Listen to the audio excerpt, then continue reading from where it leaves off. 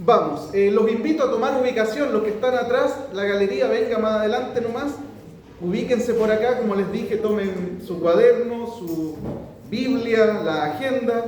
Hoy día vamos a rematar el capítulo 14 del libro de los Hechos. Hoy día vamos a cerrar lo que comenzó en el capítulo 13. El inicio del primer viaje misionero termina hoy para nosotros en esta serie de predicaciones.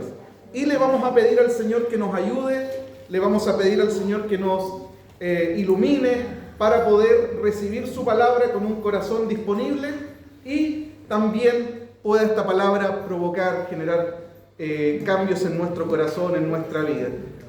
Antes de leer el pasaje, Damaris, si le puedes compartir a los hermanos, eso, la mitad por allá, la mitad por acá, es un pequeño mapa, ¿ya? El mismo que está ahí, por si alguno no logra ver bien, nos va a servir en algún momento para poder seguir una ruta y detenernos en algunos lugares, ¿ya? Así que recíbalo, ahí lo deja anotado, lo deja en su agenda después, en su Biblia por ahí.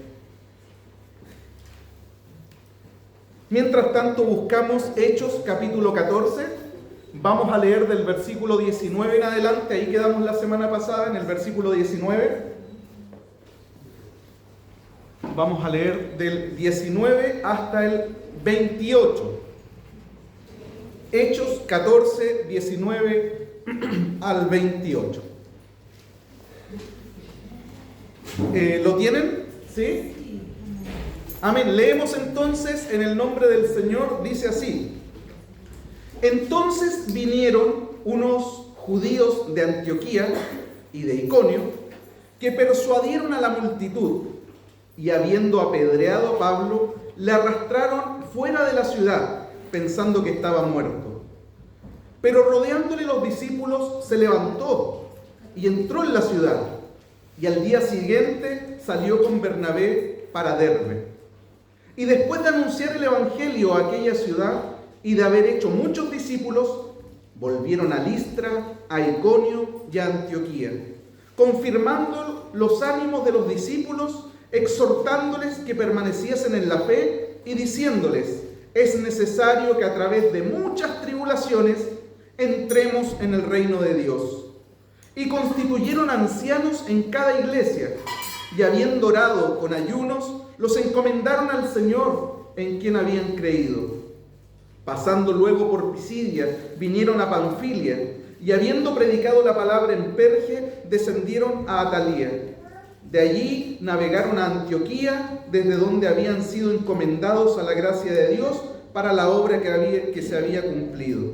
Y habiendo llegado y reunido a la iglesia, refirieron cuán grandes cosas había hecho Dios con ellos y cómo había abierto Dios la puerta de la fe a los gentiles. Y se quedaron allí mucho tiempo con los discípulos.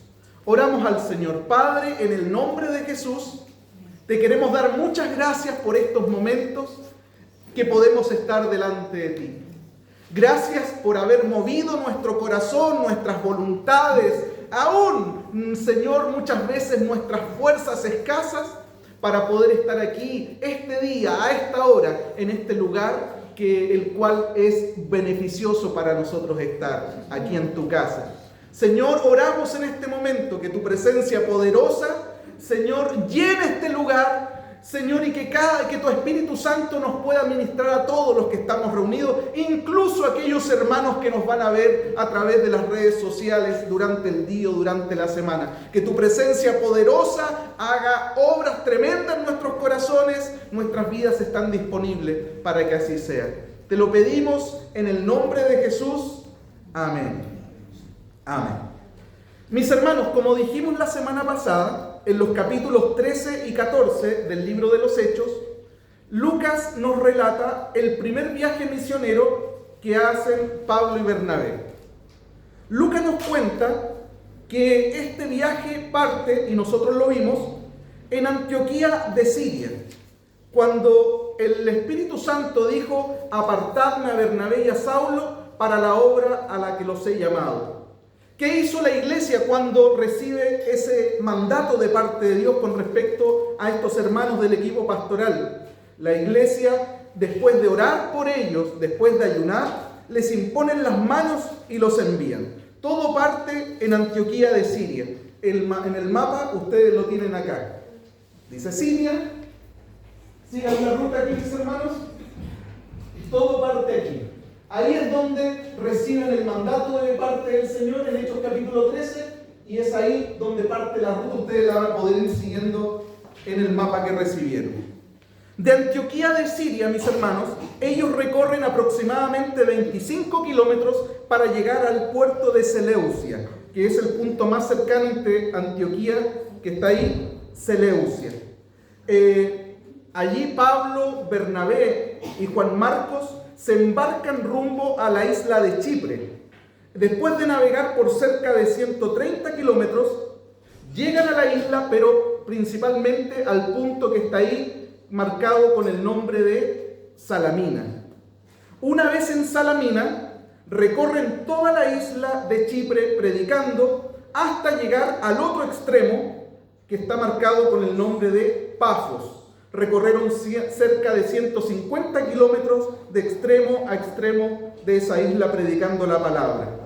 Ahí en Pafos se confrontan con Elimas el mago. Ahí en Pafos se convierte el procónsul romano Sergio Paulo. De Pafos ellos zarpan a Perge. Navegan aproximadamente 170 kilómetros. Cuando llegaron a Perge, Juan Marco los abandona la obra misionera y se vuelve a casa, se vuelve a Jerusalén. De Perge recorrieron cerca de 170 kilómetros aproximadamente, subiendo hasta llegar a Antioquía, que está ahí en Pisidia, lugar donde muchos gentiles aceptaron al Señor, pero también es el lugar donde encontraron un fuerte rechazo y una fuerte oposición por parte de los judíos que habitaban ahí. Fue tan grande el rechazo que de Antioquía de Pisidia los expulsaron de la ciudad. Ahí es donde Bernabé y Pablo sacuden el polvo de sus pies y se van rumbo a Iconio. De Antioquía de Pisidia a Iconio, que está al ladito, hay 135 kilómetros. En ese lugar, muchos judíos y gentiles creyeron al mensaje del Evangelio, pero otro gran número de judíos decidió oponerse abiertamente y con fuerza en contra del mensaje predicado por Pablo y Bernabé. Producto de eso, se provocó una gran división en la ciudad. Muchos del pueblo estaban con los judíos, pero otros también estaban con los discípulos. En Iconio, los gentiles que no creyeron y las autoridades se confabularon para poder apedrear a Pablo y Bernabé. Cuando ellos lo supieron, salieron de ahí y se fueron rumbo a Listra, descendieron a Listra, 30 kilómetros aproximadamente. En Listra sanaron a un cojo. Producto de eso, la gente los confundió con dioses. A Bernabé le llamaban Júpiter, a Pablo le llamaban Mercurio, e intentaron ofrecerles sacrificio. Pablo, ¿qué hizo? Les predica a Cristo, y mientras esto está aconteciendo ahí en Listra, se acerca una comitiva, una caravana de judíos provenientes de Antioquía de Pisidia y de Iconio. ¿Quiénes venían en esta caravana? Esta caravana estaba compuesta por estos caraduras judíos que recorrieron 165 kilómetros, mis hermanos, desde Antioquía de Pisidia, 135 kilómetros más los 30 de Iconio a Listra, 165 en total, para poder llegar a ese lugar, alborotar a la multitud, persuadirlos de apedrear y linchar a Pablo, y lo hicieron. El linchamiento fue de tal magnitud que lo dieron por muerto, lo arrastraron afuera de la ciudad y lo dejaron tirado. Hasta ahí nosotros vimos la semana pasada, ¿o no? ¿Pudieron seguir el mapa? Perfecto, hasta ahí vimos la semana pasada. Ahora vamos a ensamblar esto con lo que viene a continuación. Revisando la ruta del primer viaje misionero de Bernabé y Pablo, obviamente hasta aquí el relato continúa, viene una parte muy interesante, pero antes de avanzar quiero detenerme en el versículo 19 y en el 20 que nosotros acabamos de leer. Dice: entonces vinieron unos judíos de Antioquía, de Pisidia y de Iconio, que persuadieron a la multitud y habiendo apedreado a Pablo lo arrastraron fuera de la ciudad pensando que estaba muerto. Pero rodeándole los discípulos se levantó y entró a la ciudad. Mira esto, mi hermano, quiero detenerme un par de segundos ahí antes de avanzar con el resto. El mismo hombre al que unos versículos atrás lo estaban venerando como un dios, las personas, los habitantes de Listra, son las mismas personas que ahora están tratando a Pablo como basura. Y esto hasta cierto punto nos enseña algo, mis hermanos.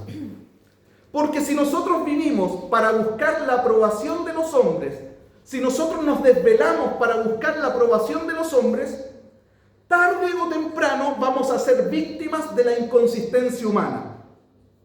¿A qué me refiero con la inconsistencia humana? Es tan grande esta inconsistencia que las personas que en algún momento te pueden aplaudir, te pueden apañar, te pueden alabar, esas mismas personas son las que tal vez mañana te odien a muerte. Hermanos, si nosotros vivimos buscando la aprobación humana y no buscamos la aprobación de Dios, inevitablemente en algún momento vamos a ser víctimas de esa inconsistencia.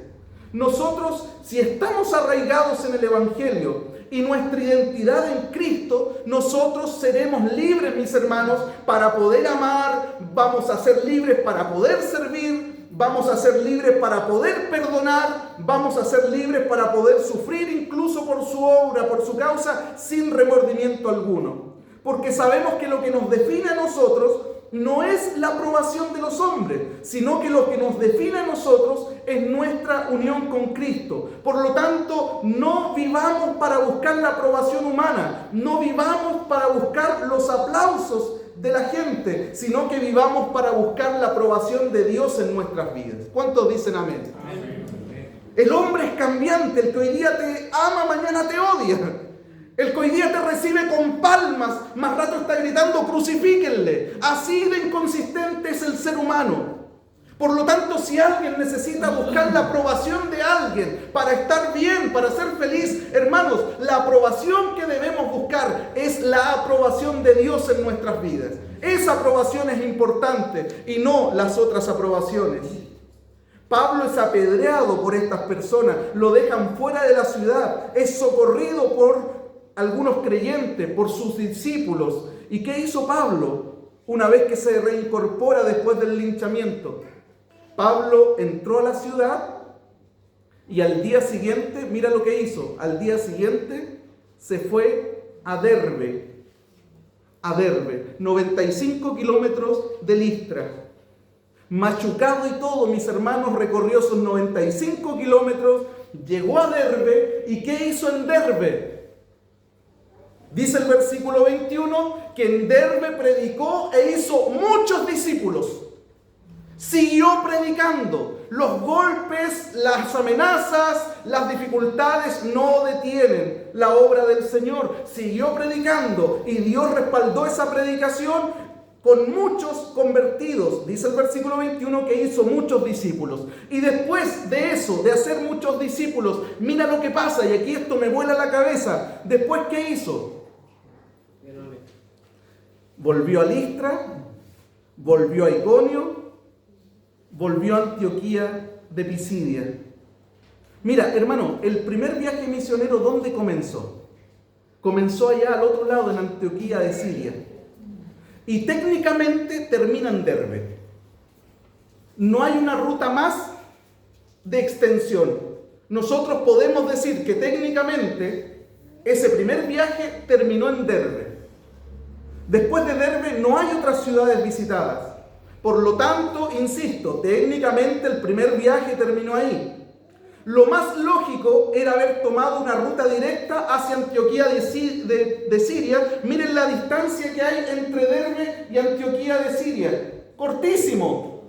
Lo lógico era, terminó el trabajo, vámonos de vuelta a casa, vámonos de vuelta a nuestra iglesia local, vamos a curar las heridas, vamos a retomar fuerzas, vamos a estar con nuestros hermanos. Eso era lo más lógico, la vuelta a casa. Pero en vez de hacer eso, ¿Qué hicieron los misioneros? Ellos deciden volver a visitar las iglesias por las cuales habían pasado con anterioridad. ¿Te diste cuenta? Ellos deciden volver a entrar a las ciudades donde fueron apedreados, como en Listra. Ellos deciden volver a entrar a las ciudades donde se confabularon para lincharlos, como en Iconio. Ellos deciden volver a entrar a las ciudades donde los expulsaron como personas non gratas, como en Antioquía de Pisidia. Ellos decidieron volver. ¿Sabes por qué lo hicieron? Y esto es lo glorioso, mis hermanos. Esto es lo glorioso. ¿Sabes por qué lo hicieron? Lo hicieron por dos razones. La primera razón por la que lo hicieron lo dice el versículo 21. Después de anunciar el evangelio en aquella ciudad, está hablando de Derbe, y después de hacer muchos discípulos ahí, está hablando de Derbe, volvieron a Listra, a Iconio y a Antioquía. Y aquí está la primera razón por la que ellos deciden volver y no tomar un vuelo charter directo desde Derbe a Antioquía de Siria, sino volver a hacer la misma ruta. Versículo 22, confirmando los ánimos de los discípulos, exhortándoles a que permaneciesen en la fe y diciéndoles, es necesario que a través de muchas tribulaciones entremos en el reino de Dios. La primera razón por la cual ellos no se van directo de vuelta a casa es porque ellos querían animar a los creyentes a que siguieran permaneciendo en la fe. ¿Te diste cuenta de eso, mi hermano? A mí, como te dije, me voló la cabeza. Pablo y Bernabé pudieron haber tomado, como te dije, un vuelo charter de Derbe a Antioquía de Siria, para ir a casa a lavar las heridas, para ir a casa a retomar fuerzas, para ir a casa a descansar, para ir a casa a ver sus familiares, para ir a tomar unas vacaciones, para estar en la iglesia con los hermanos que los envió. Pero lejos de eso, ellos deciden volver a los lugares a pesar del riesgo que corrieron y a pesar del riesgo que van a correr por entrar nuevamente ahí. Porque para ellos la permanencia en Cristo de estos creyentes era mucho más importante que su descanso, era mucho más importante que sus moretones, era mucho más importante que los afectos familiares, era mucho más importante que la comodidad. Incluso el fortalecimiento espiritual de estos nuevos hermanos era mucho más importante para ellos que su propia seguridad. Era mucho más importante. Hermano, ¿qué tan importante es para ti la iglesia de Cristo? Déjame hacértelo de otra forma la pregunta, porque a lo mejor es muy amplia.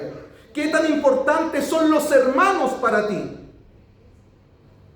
Porque siguiendo el ejemplo del apóstol Pablo, no importa qué tan grande o qué tan riesgoso sea el sacrificio que debamos hacer, debemos hacerlo por amor a los hermanos, debemos hacerlo por amor y por causa de su crecimiento espiritual. Debemos hacerlo por causa de su fortalecimiento en la fe. ¿Qué tan dispuestos estás tú a padecer por su obra? ¿Qué tan dispuestos estamos a padecer por los hermanos, por la iglesia? Porque fue esa la iglesia por la que Jesús murió, el que está al lado tuyo. ¿Qué tanto estamos dispuestos a hacer por ese, por el que el Señor murió? ¿Por qué decidieron volver a pasar por las ciudades y no irse directo? Primero, porque querían animar a los nuevos creyentes a permanecer en la fe.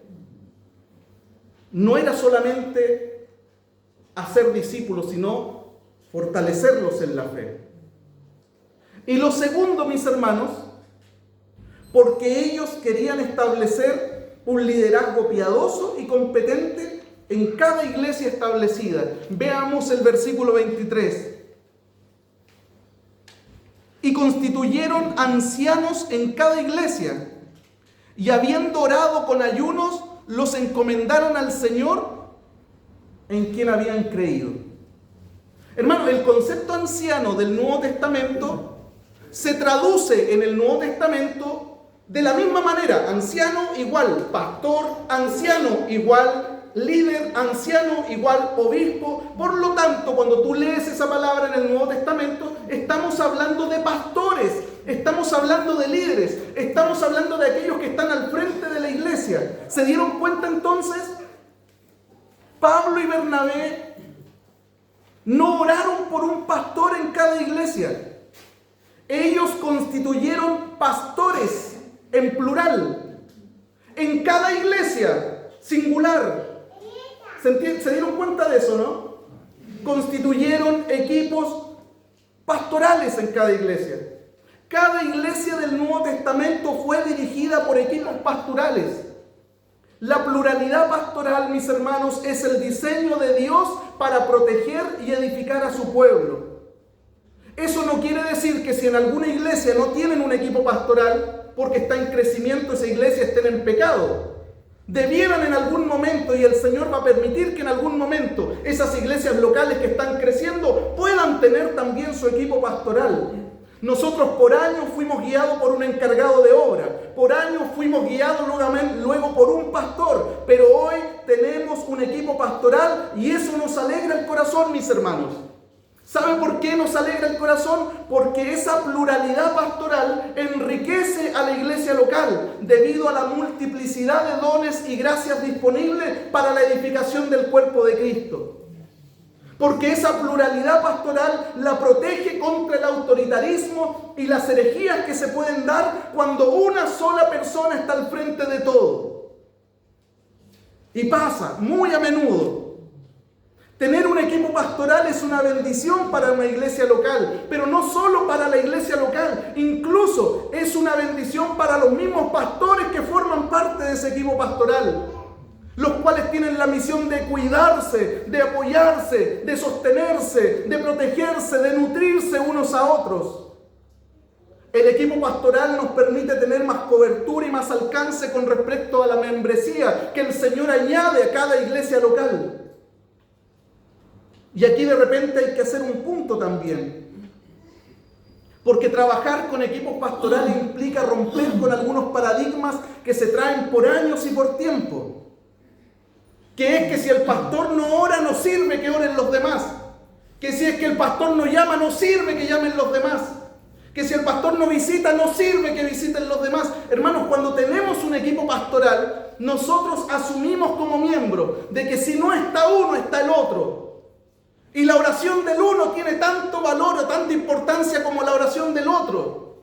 Y lamentablemente en muchas iglesias que no han roto con el paradigma del equipo pastoral, siguen pensando que el único que puede orar, que el único que puede visitar, que el único que puede llamar es el pastor, entre comillas, el que inició tal vez la obra o el más reconocido dentro del equipo por haber iniciado tal vez la obra local.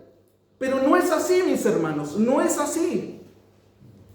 Nos permite tener más cobertura, nos permite poder contribuir en el trabajo. Un hermano una vez decía hace mucho tiempo, quiero hablar con el pastor. No está el pastor, pero me puede decir a mí, soy parte del equipo pastoral. No es lo mismo. No es lo mismo. ¿Qué equivocado está esa persona? ¿Qué equivocado está esa persona?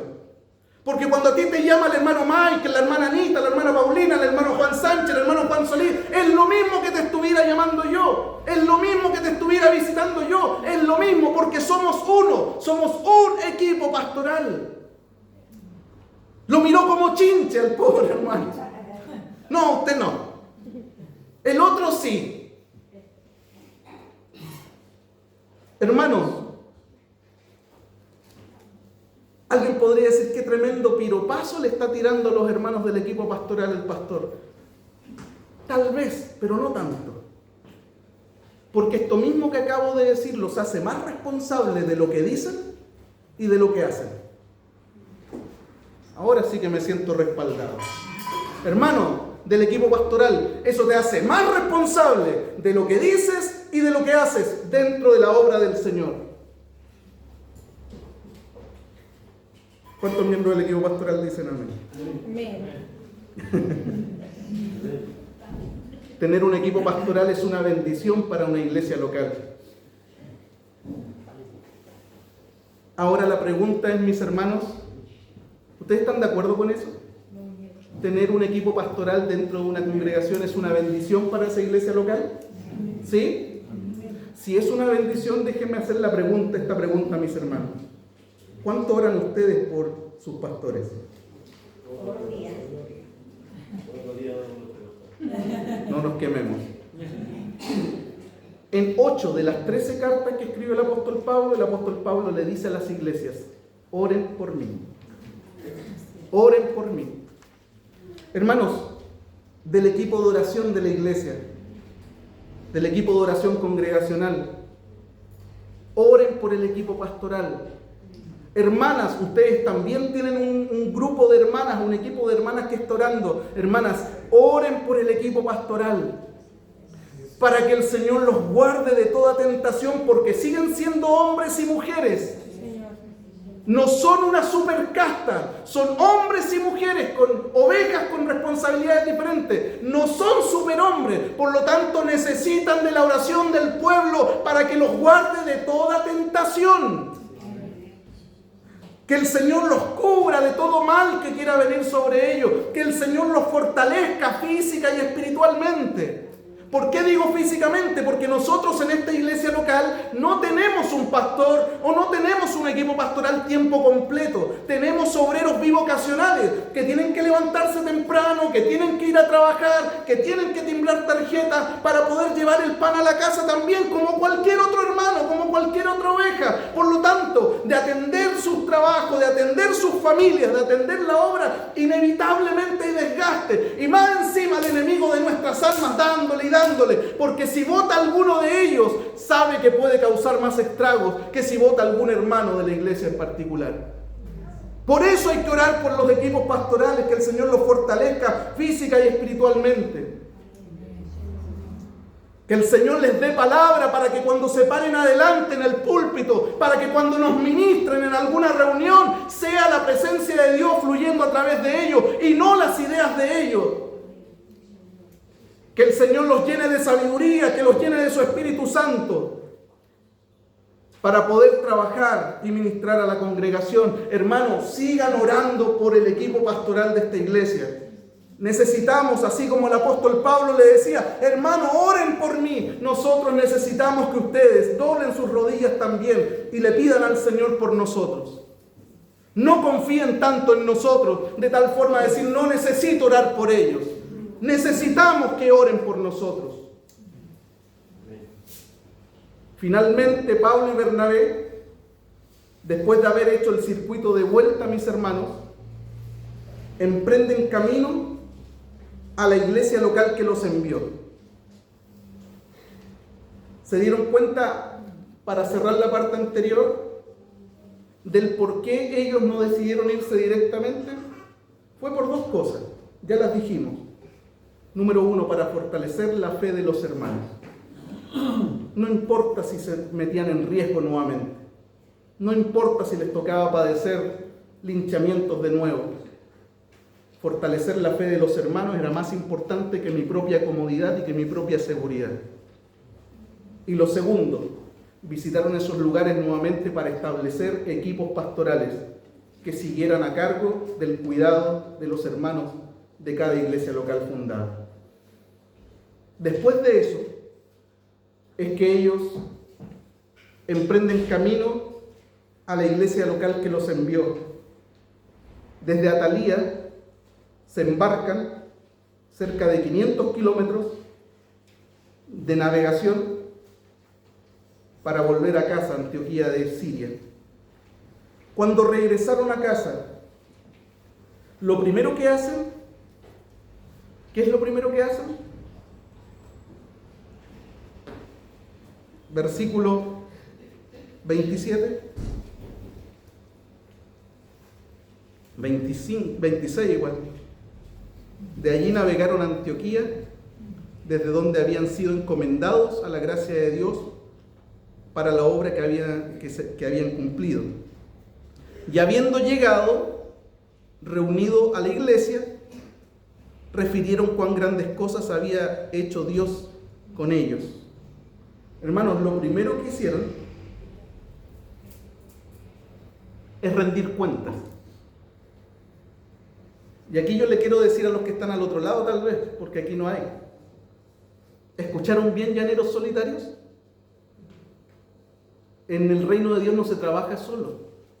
En el reino de Dios no, yo le rindo cuenta a Dios y a nadie más. No, mis hermanos, ese no es el modelo de Dios. En el modelo de Dios vivimos bajo autoridad, rendimos cuenta. Ellos llegan a la iglesia local y lo primero que hacen es rendir cuenta acerca de lo que pasó en este viaje. Este es el modelo bíblico, trabajar bajo cobertura, trabajar bajo autoridad.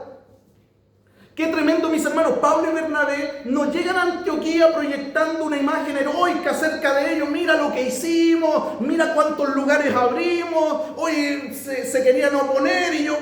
No llegaron proyectando una imagen heroica acerca de ellos. Ni tampoco llegaron con un ánimo de atribuirse lo que había pasado, como que si ellos hubiesen sido el objeto de ese resultado. Para nada, no se atribuyeron fruto ni llegaron proyectando una imagen heroica acerca de ellos y la obra misionera. Por el contrario, centraron los resultados en Dios. Se dieron cuenta, juntaron a la iglesia y le contaron. ¿Qué le contaron? Las cosas que Dios había hecho. No nosotros, las cosas que hizo Dios. Todo lo hizo Dios desde que nos llamó aquí en el capítulo 13 hasta que dimos la vuelta en Derbe, y cuando nos dimos la vuelta nuevamente hasta llegar acá, todo lo ha hecho Dios, todo lo ha hecho Dios. Él sanó a un cojo en Listra, Él hizo muchos milagros en Iconio, Él sostuvo nuestras vidas, Él guardó nuestra integridad. Todo lo que ha pasado en el camino, Él abrió obras, Él estableció equipos pastorales, todo lo ha hecho Él. Nosotros solo simples instrumentos somos. Qué glorioso el carácter de un líder, el carácter de un hombre de Dios que no anda buscando portadas, que no anda buscando aplausos, que no atribuye para sí resultados ni logros, sino que le da toda la gloria al Señor, porque en verdad el que hace la obra es Él. Contaron, hermanos, todo esto lo ha hecho Dios. Las grandes cosas que Dios había hecho y de las cuales ellos solo fueron intermediarios, pero el que lo hizo fue Dios. Ellos reconocieron que fue Dios el que abrió la puerta para predicarle a los gentiles. Ellos reconocieron que fue Dios el que sostuvo sus vidas en medio de tanta oposición que les tocó enfrentar. Ellos reconocieron que fue Dios el que levantó las iglesias, que fue Dios el que constituyó, como les dije, a los equipos pastorales. Fue Dios, fue Dios, fue Dios, fue Dios. No fuimos nosotros, fue Dios.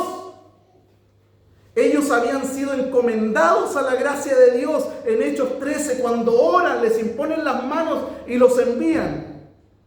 Pero ahora ellos están de regreso en casa contando todo lo que la gracia de Dios había hecho con ellos y a través de ellos, mis hermanos. ¿Qué es lo que vimos en Hechos 13 y 14? Aparte de ver el primer viaje misionero que está ahí y que ustedes lo tienen en su hojita y lo pueden guardar y lo pueden seguir profundizando. Todo lo que está aquí que acabo de decir está en Hechos 13 y Hechos 14 y ustedes lo pueden ver y seguir profundizando. ¿Qué aprendemos de este relato, mis hermanos? ¿Que es dura la obra del Señor? Sí, es dura la obra del Señor. Se encontraron con un montón de oposición. Es dura la obra del Señor. Pero al final de todo, ¿sabes qué? Que es Él el que sostiene a sus pastores, es Él el que sostiene a sus misioneros, haciendo fructificar la labor, el trabajo que ellos realizan. Es dura, es complicada, sí. Yo de repente bromeo con esto cuando hay situaciones dentro de la iglesia y yo digo, no me dijeron que iba a ser así, porque si me hubiesen contado que iba a ser así, me hubiesen dado la posibilidad de elegir si quiero avanzar, si quiero continuar con esto o no, o si quiero embarcarme en esto o no. Nadie me dijo que iba a ser así. Es complicado servir al Señor, embarcarse en este proyecto de poner tu vida en manos de Él, por supuesto, porque hay un opositor, hay un reino que está trabajando día y noche en contra de los hijos del Señor, en contra de que la voluntad de Dios se haga. Pero por más que se levante ese reino, jamás va a poder detener la obra del Señor. Pero sí hay oposición, sí hay oposición. Pero el Señor sostiene a sus pastores y sus misioneros. Los sostiene y hace que la labor que hacen fructifique, que dé fruto. Esa labor que desarrollan con lágrimas, llevando la semilla. Es el Señor el que sostiene a su iglesia, el que sostiene a sus hijos. Cuando estos hijos están bendiciendo a otros, tratando de discipular a otros, es el Señor el que está con sus hijos también, bendiciéndolos para la labor que los llamó. Mis hermanos, vemos en estos capítulos que los misioneros pusieron sudor, pusieron lágrimas, pero fue Dios el que produjo el fruto.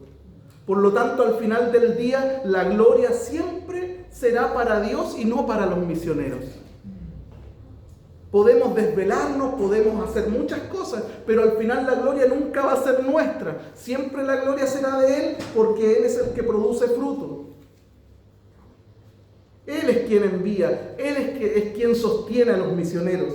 Él es el quien llama y quien sostiene a sus hijos. Y no quiero dejar pasar este punto antes de terminar, porque si en uno de los puntos de los que vimos acá el apóstol Pablo lo pasó mal, creo que el lugar donde más mal lo pasó y en donde incluso su vida estuvo en riesgo fue en Listra. Yo no me hubiese ido a meter nuevamente a Listra, pero él fue nuevamente a Listra. ¿Sabe lo que pasó ahí en Listra? En Listra, en este primer viaje misionero, se convirtió una mujer llamada Loida. Y también escuchó la palabra y se convirtió la hija de esta mujer, que se llamaba Eunice. Y también escuchó la palabra el hijo adolescente de esa mujer. Aproximadamente 15 años tenía ese niño adolescente en ese primer viaje misionero de Pablo. Ese niñito adolescente se llamaba Timoteo, el que más tarde iba a llegar a ser un líder pastoral de la iglesia de Éfeso, el que más tarde llegaría a ser un delegado apostólico cuando Pablo lo envía. Anda tú, es como que fuera yo, anda y diles esto a los hermanos de Corinto. Tú vas enviado por mí, tú me representas a mí, anda como delegado apostólico. El que más tarde se transformaría en un colaborador cercano de Pablo y compañero de viajes misioneros también. ¿Por qué te digo esto, mis hermanos? Porque claro que en el camino nos va a tocar padecer, pero ten por seguro que también va a haber mucho fruto detrás de ese padecimiento. Señor. Los que sembraron con lágrimas, dice el Salmo 126, con regocijo segarán, irán andando y llorando el que lleva la preciosa semilla, mas volverá con gozo trayendo la gavilla. Todo el trabajo que realizamos en la obra del Señor no es un trabajo en vano, no es un trabajo vacío. Mis hermanos, sigue predicando. Mi hermano, sigue manteniendo la bandera de la fe en alto. No te avergüences de la persona que te llamó a ser su hijo. No te avergüences, podemos avergonzarnos de muchas cosas en nuestra vida, pero menos nos avergonzaremos de la persona que nos llamó y perdonó nuestros pecados. Sí, Señor. Sigue con fe trabajando en su obra. Sigue con fe involucrándote en su obra. No importa la edad que tengas, tienes mucho que entregar. Dios te llamó, eres un don dentro de la iglesia de Cristo. Sigue predicando con tu testimonio a tu familia, en tu trabajo, en tu vecindario. Porque Dios va delante de su obra, Dios va delante de nosotros. Amén. Amén. Póngase de pie, por favor.